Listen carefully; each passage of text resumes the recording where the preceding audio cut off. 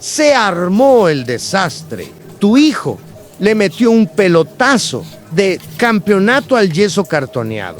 Y ahora hay un agujero que parece salida de película de acción. Y lo peor, la dueña, la jefa, viene en camino, así que no hay tiempo que perder. Hoy te voy a mostrar cómo reparar ese drywall antes de que descubran el crimen.